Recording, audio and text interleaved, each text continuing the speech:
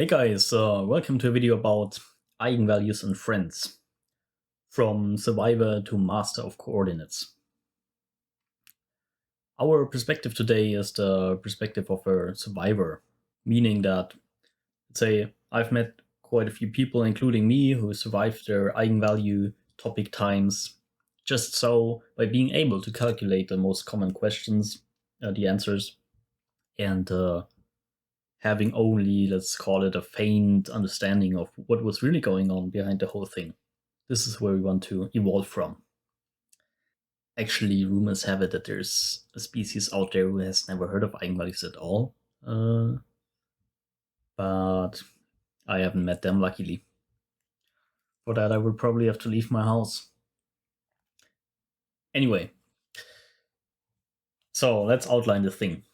So we're going to start with this recipe, but there's really like a gazillion videos and even books out there, which you can consider as well.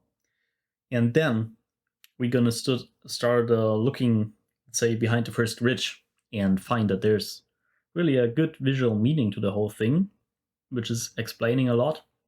And the eigenvalue equation, which is behind this meaning, is also it's kind of easy to understand. It's not that complicated. So it's really well invested time for what you gain. And then in point 3, since it's all about the diagonal matrices, we're going to look at them, what's good about them. Because if you agree here, you actually might finally want to get the full panorama view of the topic. And for that, we have to go to point 4, which is the coordinates and representations. Here I put a, let's say, motivational attention sign, because here we really can start having some fun, raising our level of abstraction, but also getting very good and general overview over the whole thing.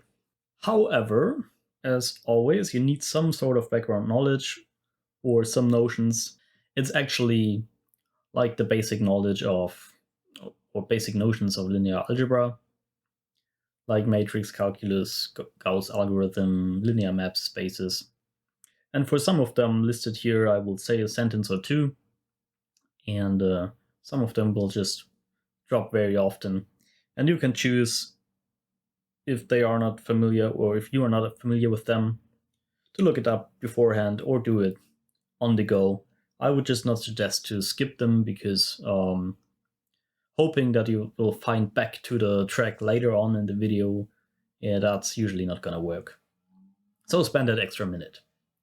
Having said that, I think we can go to the survivor's recipe right away, which, where Grylls approved, goes like this. Being stranded on this devastated and uninhabited matrix island, with nothing but our determinant and kernel, we need to immediately come up with a plan how to survive. Finding some polynomial roots will certainly help, but only valuable shelter in an eigenspace can protect us from the constant threat of serious confusion and brain soreness. Okay, maybe some more details, you ask? Let's do that. So what's the survivor's recipe for somebody gives us a matrix and determine eigenvalues and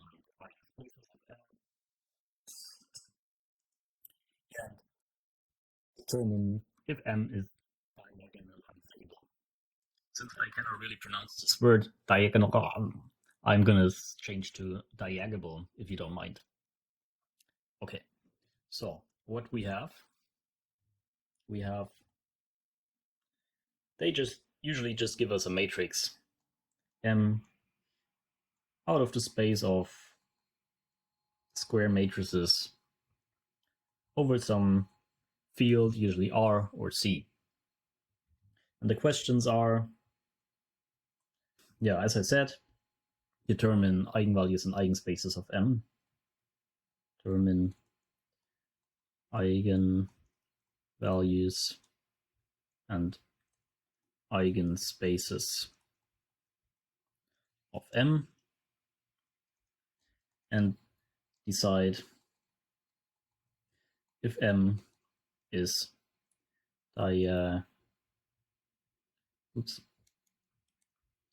diagonal, while answer 2 directly follows from answer 1, so that's not a problem. And the recipe goes like this. Step 1. Solve this equation, where you build the determinant of your matrix minus a scalar lambda times the standard matrix of dimension n. The whole thing has to be 0. Solving means getting those lambdas for which this polynomial gets 0. So get lambda 1, 2, and so on, while lambda e is the eigenvalue. I'm going to do a quick example in just a minute. Just write down the second and third step. So the second step would be, once you found this lambda, you determine for these lambdas the kernel curve for m minus lambda e times en for all I. I usually often say e instead of I, because I'm sorry, that's just switched in German. I hope you can accept that. So these kernels, they are the eigenspaces which we find, and in 3 we do determine the dimensions of these eigenspaces and check if the sum of all these dimensions add up to n. So check if the sum of the dimensions of the kernels of m minus lambda I times en equals n. If yes, m is diagonal.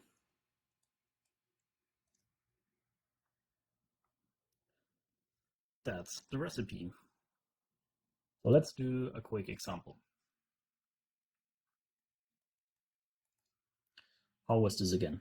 Let's say m equals 1, 0, minus 1, 1.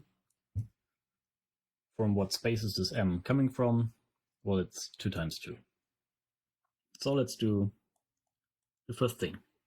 Solve that of m minus lambda e2 in this case. That is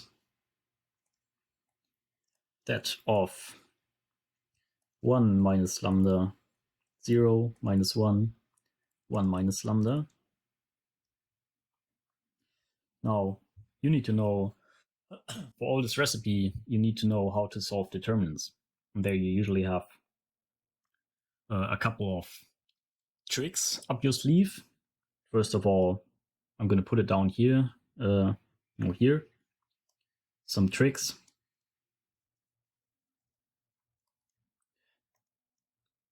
Two times 2 determinant. There is a formula you should know. 3 times 3. The Saros rule, you should know that. And for n times n, or any size, you have the Laplace development. And as I said, there's a quadrillion videos and sources about that. So let's go on with our example. The 2 times 2 determinant would be a times d minus c times b. So that would be 1 minus lambda squared minus 1 times 0. So that is 1 minus lambda squared. And since this whole thing has to be 0, we can conclude that lambda equals 1. Now this is the root of this second order polynomial here. And the roots, as you know, can have orders as well. This one would be second order. And one other question, or one other answer to the question, is a matrix diagonal, is do the orders of the roots coincide with the dimensions of the associated eigenspaces for all roots? So let's see if this is the case. Meaning we have to determine the kernel, that is the eigenspace. Now we pick each, I could put lambda 1, 2, pick each eigenvalue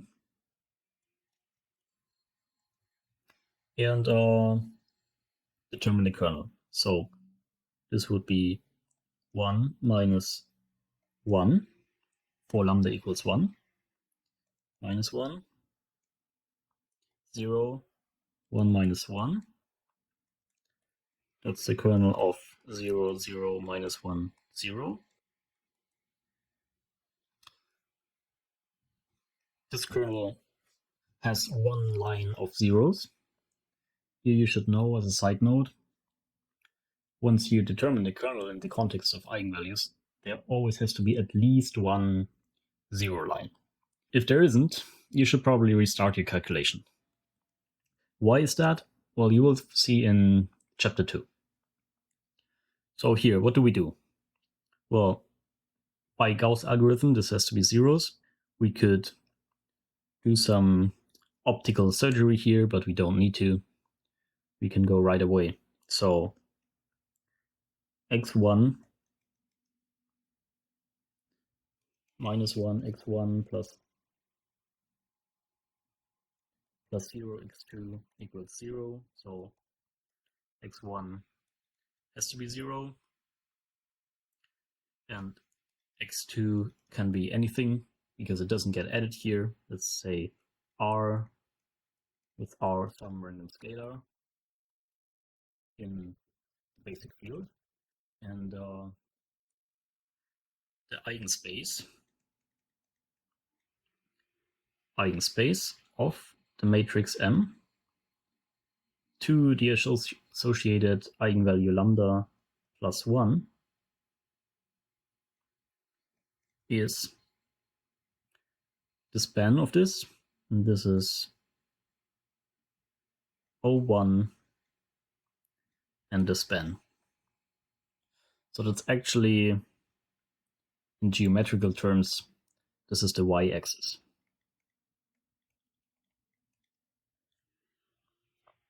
Now, what dimension does this eigenspace have? The dimension of this space,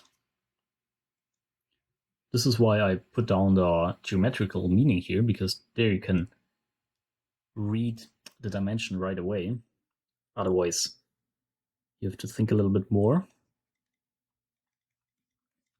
Is 1, because it's a straight line, so to say, in R2, having dimension 1.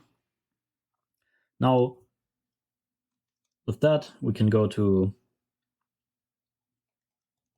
point 3, where we check if the sum of the dimensions of the eigenspaces is the same as the dimension of the, let's call it the mother space. And it's not, because the sum for all dim m minus lambda en, the kernel of this thing, Miscusi, or let's say dim of the eigenspace M is just 1, not equaling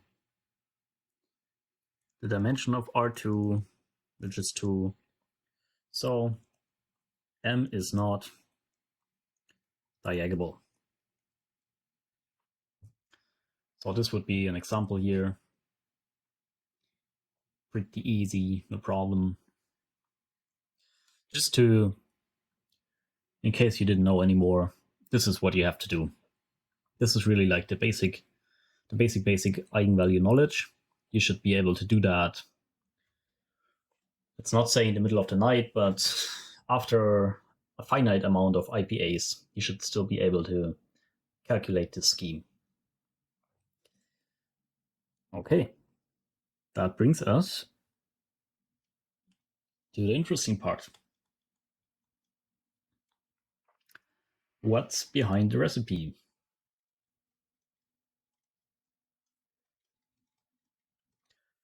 Especially visual meaning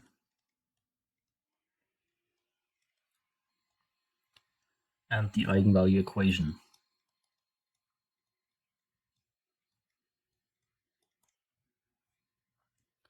Let's see if we can go for a line here. Easy.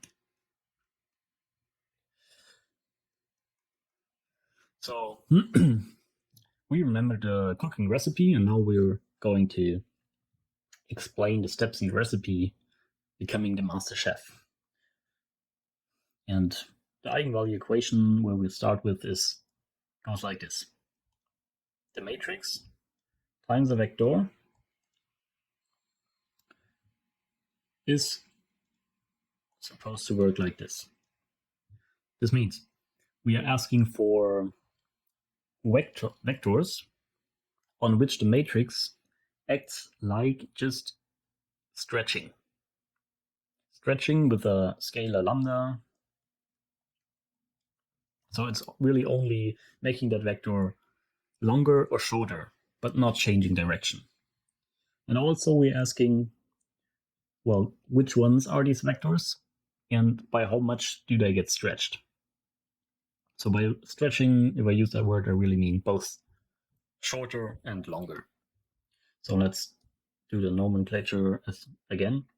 That would be the eigenvector, and that would be the eigenvalue.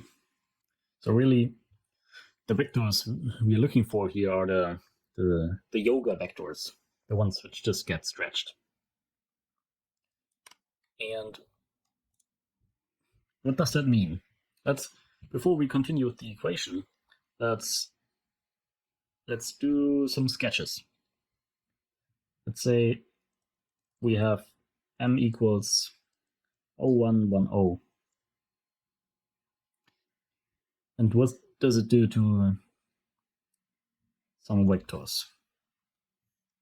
So what does it do? It does m times x1, x2 equals 0 times x1 plus 1 times x2, and the other way around. It switches coordinates. So for, let's say, a vector here,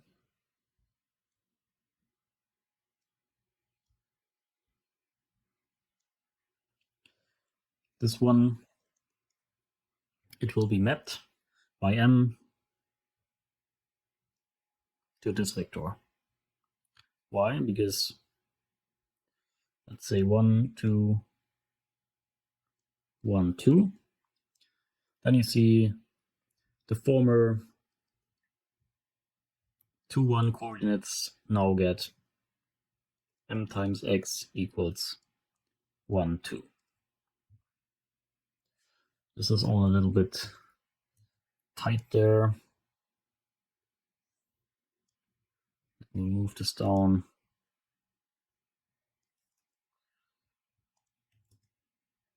Like this, m times x. This was x2. And remove that stuff up there. So what happens here? If we switch every vector, the coordinates, we'll immediately find some vectors which are not changed at all by applying this matrix. Which ones are these? Well, you think about it. I wait.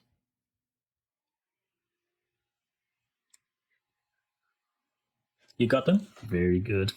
Let's pick another color.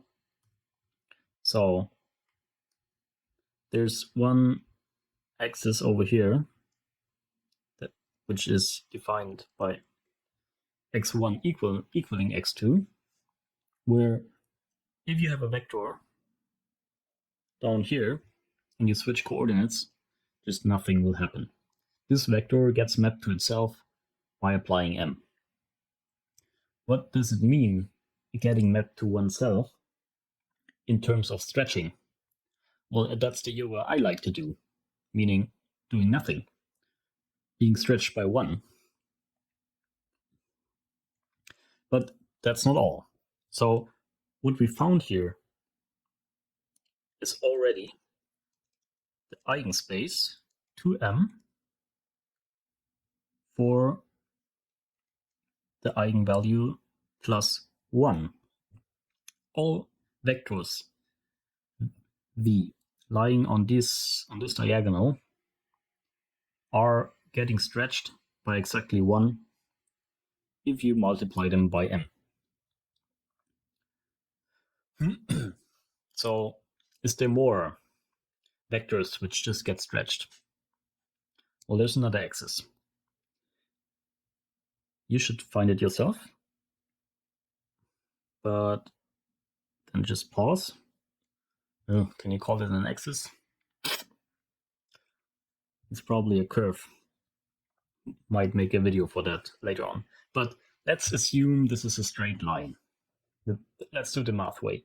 Let's assume this is a straight line, which is, this is the eigenspace of m to what eigenvalue? It's -1. Because let's just say you have a vector up to here. By applying m, you will put the positive x1 coordinate to a positive x2 coordinate, and you will map the negative x2 coordinate here to a negative x1 coordinate here. You can try that. You can say, just in case you don't believe it, 01, 10 times, what is that vector? Let's say it's 2 minus 2. Then you get -2, 2. And if this was v and this was m, this is -1 times v. So this is lambda. So really, this is the visual meaning I was talking about in the beginning. The whole question of eigenvalues and eigenspaces is the question about the yoga vectors. Which vectors get only stretched and by how much? And here, as you see, the direction of stretching is not important. The amount of stretching is lambda. I mean, the direction is a sign in lambda, but they can also switch direction in terms of ±1, but not like a little bit. Obviously, just a side note, if you have a matrix like that, you do not have to have like the stretching stuff. It just can happen. This is why we ask, are there eigenvalues? Are there eigenspaces? Are the sum of the dimensions even so big that it equals n? But we do not have to get them. Like in example 1 in point 1, it didn't work out. We found one eigenspace, dimension 1, but not more. So this example over here, this is really the perfect case where it works out. Let's continue with the equation. This is really the key equation. I might want to make it red. This is all we need, so to say, because we're going from here. So we're asking for the eigen yoga vectors and the amount of stretching you can do by lambda. And now we want to solve this equation. What do? Well, we do the same thing as we usually do by solving an equation. We do m times v minus lambda v equals 0. No magic. Then we factor out v, leaving us with m times, m times lambda en v equals 0. Now you're like, whoa, wait a minute, where's this en coming from? Well, en is meaning standard basis.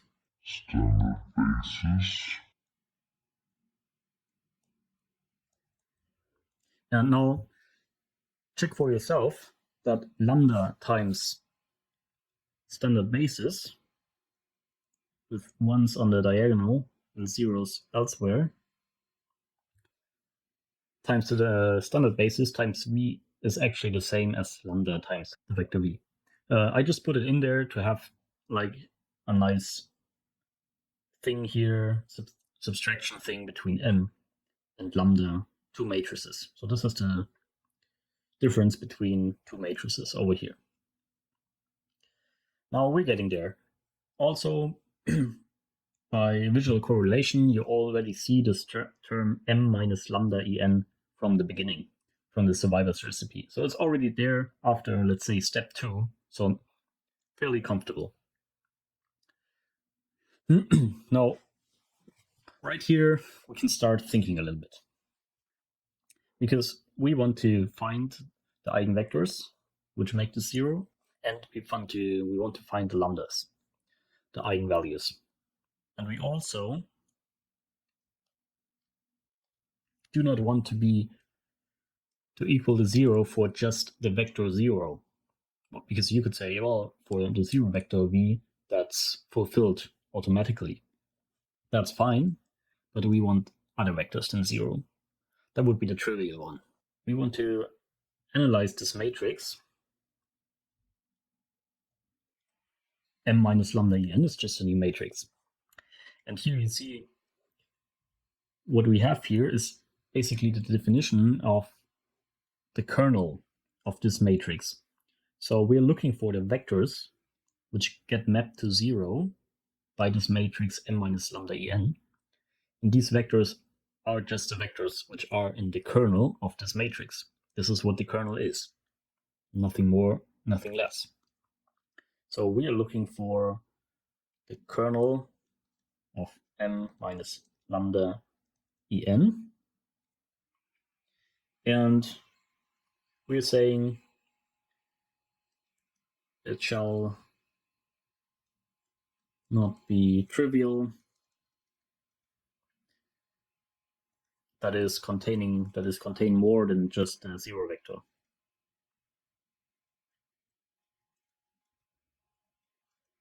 That's our idea here.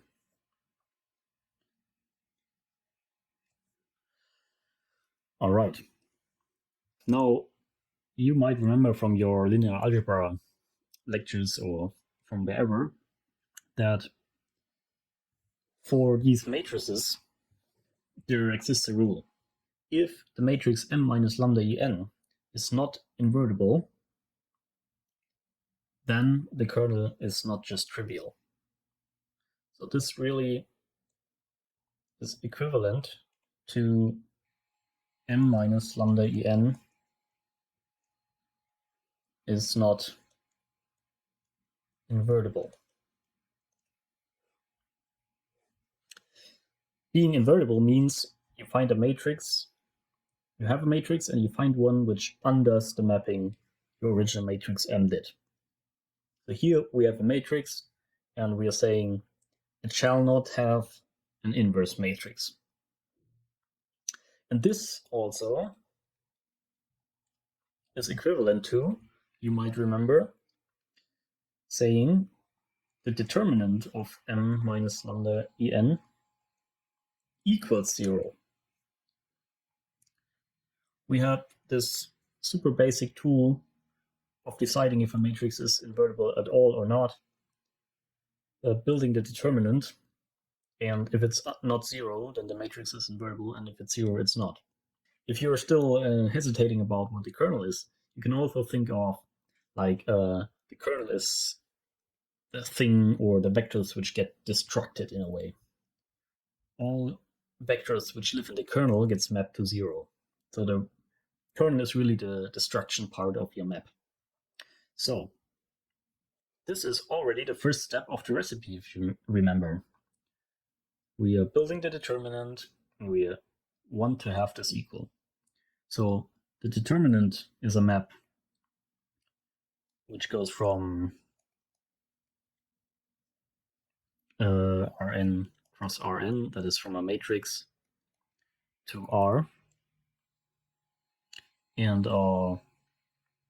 therefore, the result of the thing is a polynomial, which is a scalar.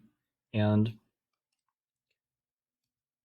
yeah, and we are solving this polynomial right now. So find the lambdas to make that of m minus lambda en equals 0. So why is this the eigenvalue? Well, that's because we did set it up like that in the beginning. You see over here, we said looking for the eigenvectors, which are just stretched by lambda. If we now follow this derivation, we find exactly those lambdas which just stretch certain vectors. And now, once you find these lambdas, you determine what is actually living in the kernel corresponding to this lambda. That was the second step in the survivor's recipe. What does live in the kernel for lambda? Then you do the care of m minus lambda en. So the last point really is already leading to the diagonal matrix things. If we get enough linear independent eigenvectors to form a basis of Rn, that would be how many vectors? N vectors. Then we can find a diagonal matrix, which is, I'm on purpose being not precise here, which is actually the same as M, which will be diagonal. Of course, this is the goal of this video, to explain that. If we get enough linear independent eigenvectors,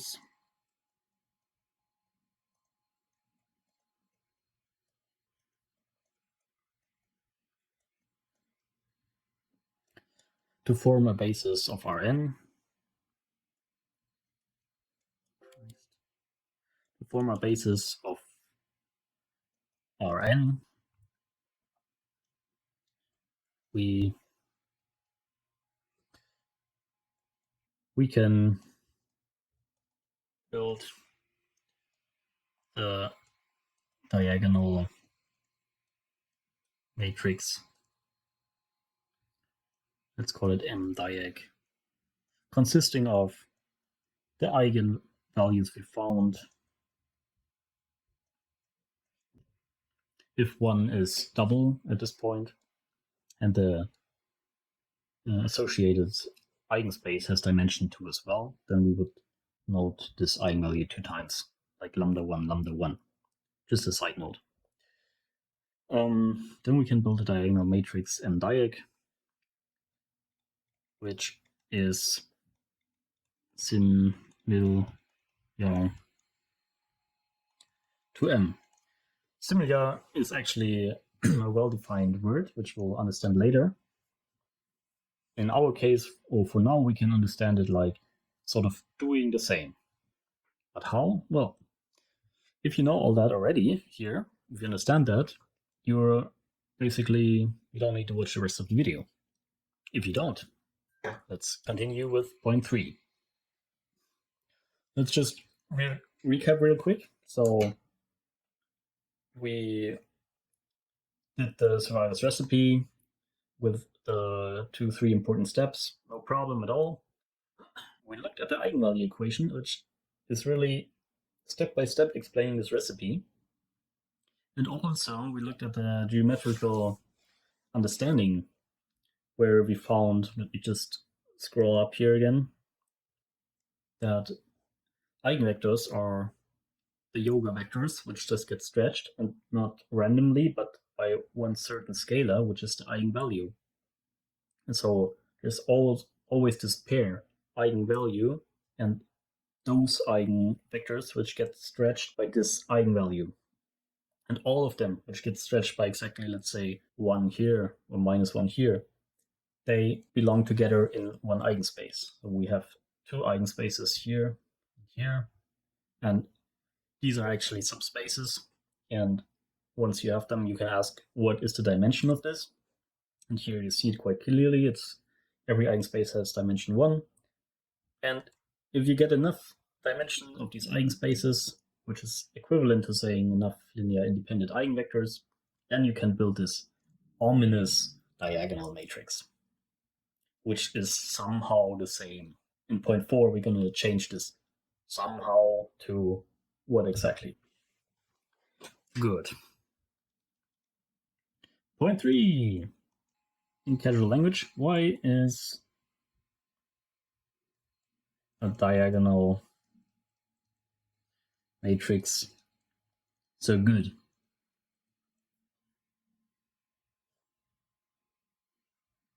And this really is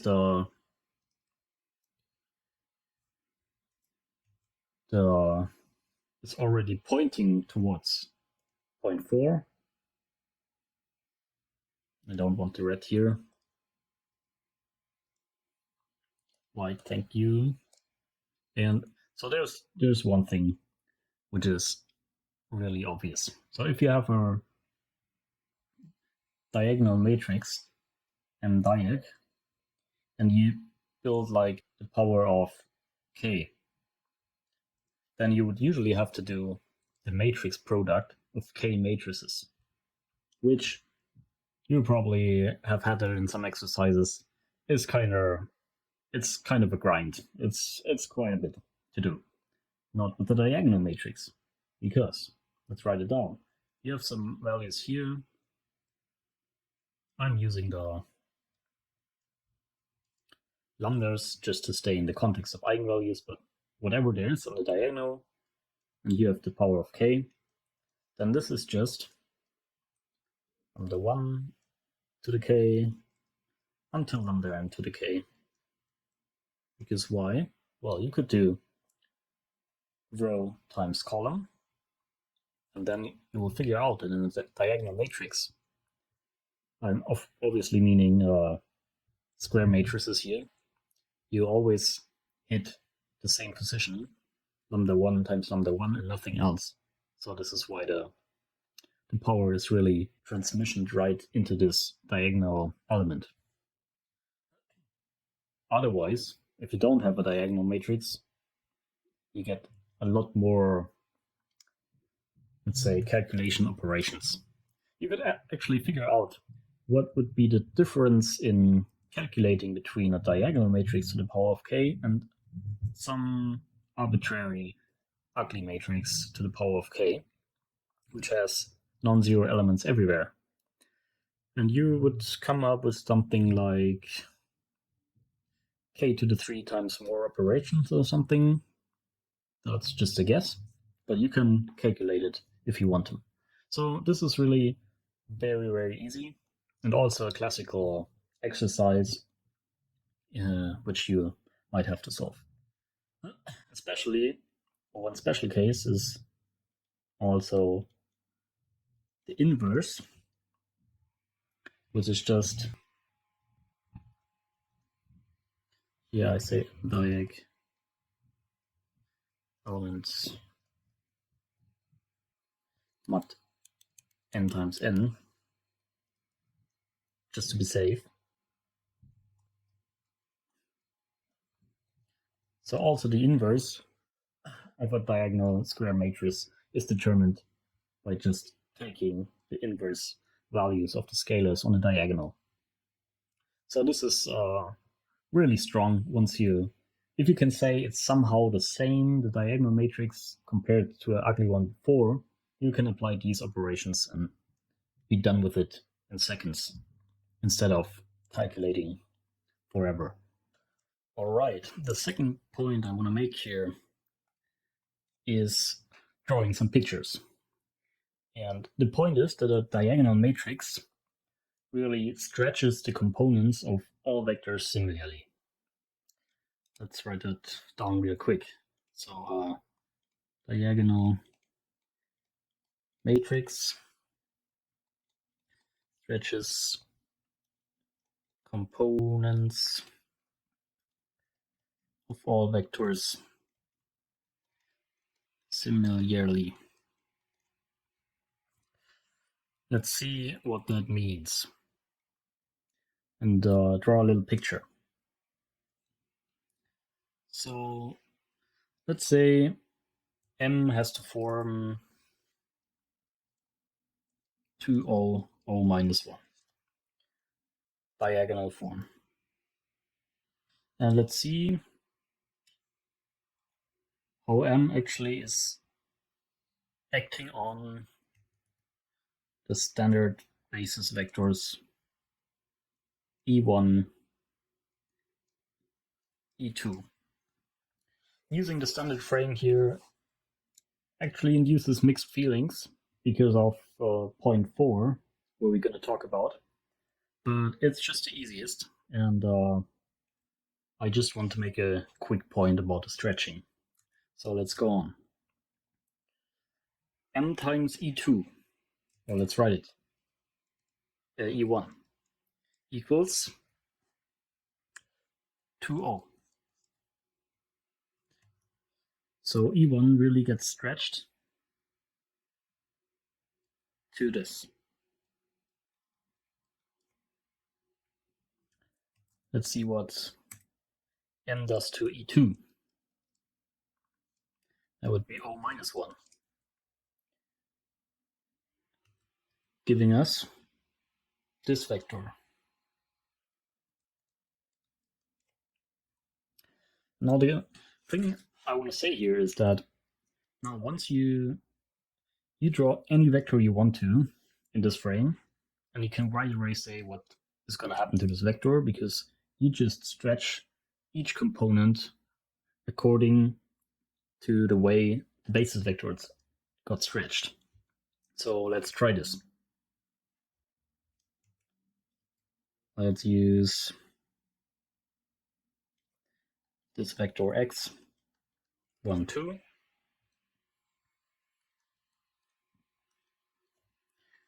And let's see what should happen to this one.